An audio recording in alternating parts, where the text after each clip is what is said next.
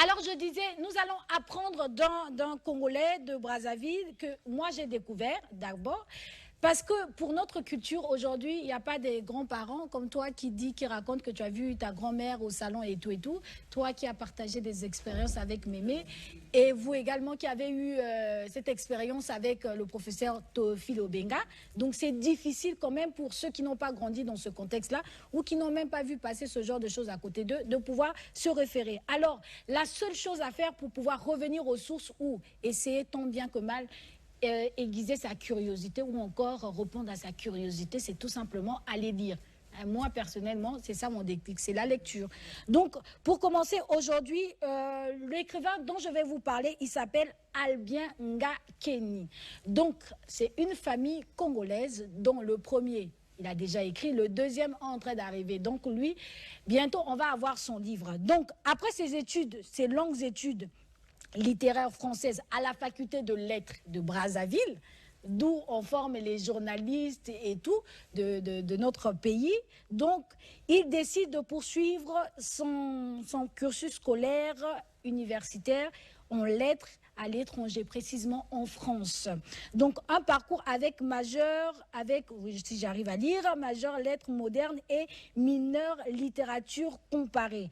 Après la licence, j'ai fait 2 ans de master. Donc, lui, il a fait 2 ans de master. Chose que moi, je trouve qu'il a vraiment la volonté. Coup de chapeau. Parce que moi, je n'en ai pas autant. Donc, 2 ans de master littérature générale et comparée. Ensuite, des années de master d'études de genre et littérature francophone. Bon, ça, c'est quand même pour les Français, mais ça va nous servir aussi, nous, les Africains, où je vais en venir. Donc, ensuite, il s'est inscrit au doctorat à sciences de langue. Donc, malheureusement, c'est peut-être la langue des Français, mais pour l'instant, la seule langue qui nous permet de communiquer entre nous, pour ne pas parler de Téké, d'Omboshi ne comprennent pas, c'est le français et le lingala, d'accord? Donc, c'est un peu une langue qui nous permet tous les jours de pouvoir se communiquer. Donc là, il est en doctorat, sciences langue francophone. Il se spécialise dans l'humanité numérique, dans la littérature africaine.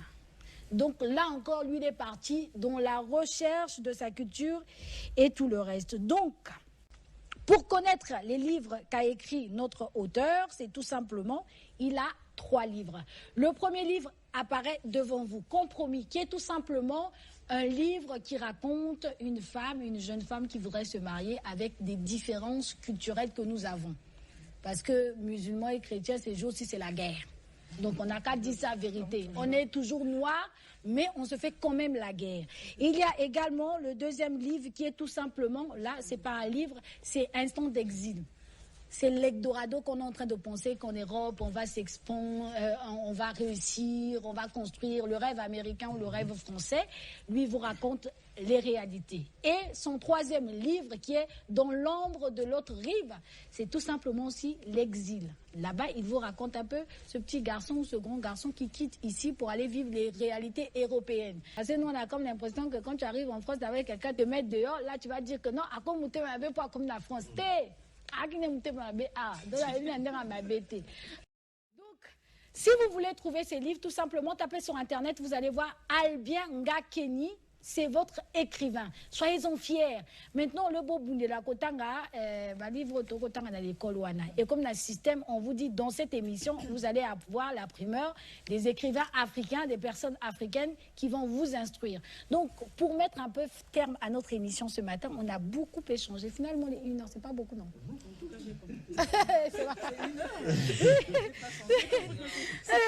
On a fait 2 minutes. Il y a 1 heure, on va parler de ça. Mais là, mais finalement, 1 heure, c'est... Voilà, chez nous, ici, ça donne cette impression. C'est pas assez. J'ai l'impression que c'est passé en quelques secondes.